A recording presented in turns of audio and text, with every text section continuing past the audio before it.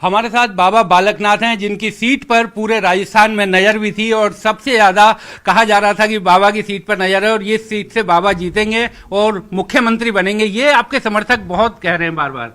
नहीं, ऐसा तो विषय नहीं है। सब समर्थक लगे थे तिजारा विधानसभा को जीतने और पूरे राजस्थान को जीतने लगे थे और वो जीत सुनिश्चित भी हुई है और सभी कार्यकर्ताओं की, लोगों की मेहनत से देखिए अभी ये भी सब मालाएं चीजें लेकर के सुनिश्चित। लोग खड़े हुए इंतजार कर रहे हैं, आपके समर्थक आ रहे हैं, तो मिठाई भी यहाँ पर खिलाई जा रही है क्योंकि बाबा बालकनाथ की जीत ऐतिहासिक है और क्योंकि बहुत कहा जा रहा था कि टफ फाइट यहाँ पर इस सीट पर है, लेकिन बाबा बालकनाथ जी जीते हैं। जी बाबा जी।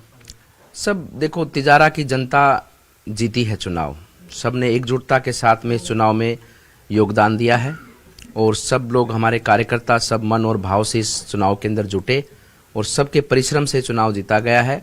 पूरा राजस्थान जीता गया है।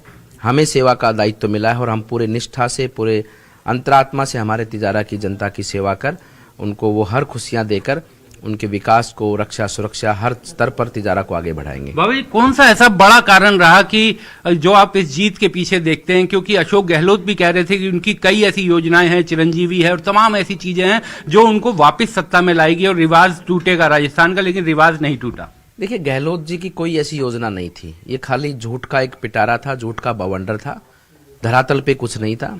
चिरंजीवी योजना का डाटा निकाले तो कितने लोगों ने लाभ लिया, उससे कईयों अधिक तो हमारे अन्य राज्यों में जो आयुष्मान भारत योजना है उसका लाभ मिला है और वो पैसा भी केंद्र सरकार का, उसमें भी बहुत हद तक का पैसा। और जिस प्रकार से उन्होंने किसानों के साथ में शुरुआती 10 दिन में धोखा कर दिया, 18 से जब चुनाव में आए थे उस समय पर 10 दिन की घोषणा की थी, 11वें दिन ही राजस्थान की जनता हराने के लिए तैयार थी और युवाओं के पेपर को बेच बेच कर, चोरी कर कर, कागज चोर हैं ये लोग, कागज खा गए।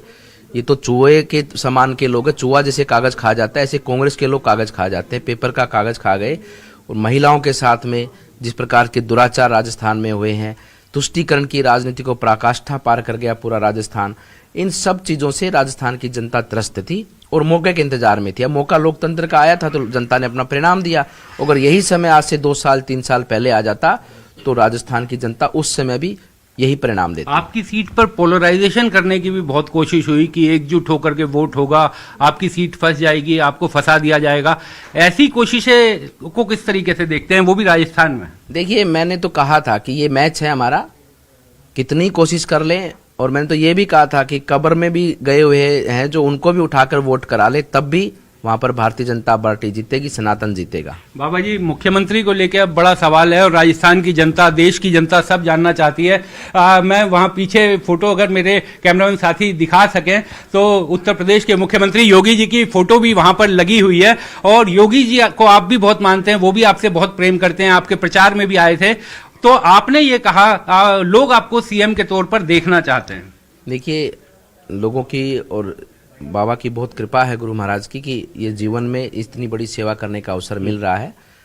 हम सेवा करना जानते हैं और पार्टी की सेवा में लगे हैं। ये विषय, ये सब चीज़ें हमारे माननीय प्रधानमंत्री जी के, आज प्रधानमंत्री जी के नेतृत्व में पूरा देश है। आज एक एक कार्यकर्ता, एक एक मंत्री, एक एक एमएलए, सांसद और मुख्यमंत्री, सबके सब माननीय प्रधानमंत्री जी के मार्गदर्शन पर उनके पद चिन्हों को पहचान कर ही आगे बढ़ रहे हैं और उन्हीं के पीछे पीछे चलकर देश को आगे बढ़ाने में उनका सहयोग कर रहे हैं। बाबा जी, इस चुनाव में कन्हैया लाल का मामला भी उठा, चुनाव से पहले एक दर्दनाक घटना हुई थी, प्रधानमंत्री ने भी इसका जिक्र किया था।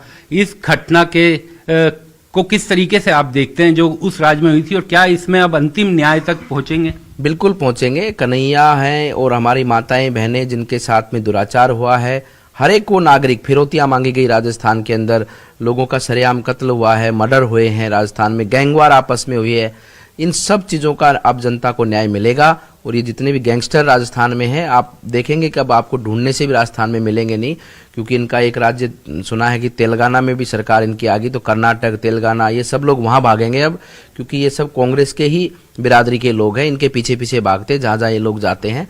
तो अब कुछ भी राजस्थान में नहीं होगा। ऐसी कोई घटना करेगा राजस्थान में तो कानून का भरपूर उपयोग किया जाएगा। एक बस अंतिम सवाल, कुछ लोग ये कह रहे हैं जब से आपने तीनों राज्य जीती है बीजेपी और तेलंगाना कांग्रेस जीती है, एक नॉर्थ और साउथ डिवाइड की बात करने लगे हैं देश में कि उत्तर अलग तरीके से वोट कर रहा है, दक्षिण अलग तरीके से वोट कर रहा है और उत्तर के लोगों की राजनीतिक समझ पर भी सवाल उठा रहे हैं कुछ लोग। नहीं, ऐसा कुछ नहीं है, ऐसा कुछ विषय नहीं है। वहां भी भारतीय जनता पार्टी लगातार अपनी सीटों को बढ़ा रही है, क्योंकि भारतीय जनता पार्टी पहुंच रही है लोगों तक और पिछली बार से बढ़कर हमारे परिणाम इस बार वहां पर भी आए हैं तेलंगाना के अंदर, और आगे और सीटें भी बढ़ी हैं, सीटें बढ़ी हैं ना, वही तो कह रहा हूँ, सीटें भी बढ़ी हैं, वोट परसेंटेज भी बढ़ा है।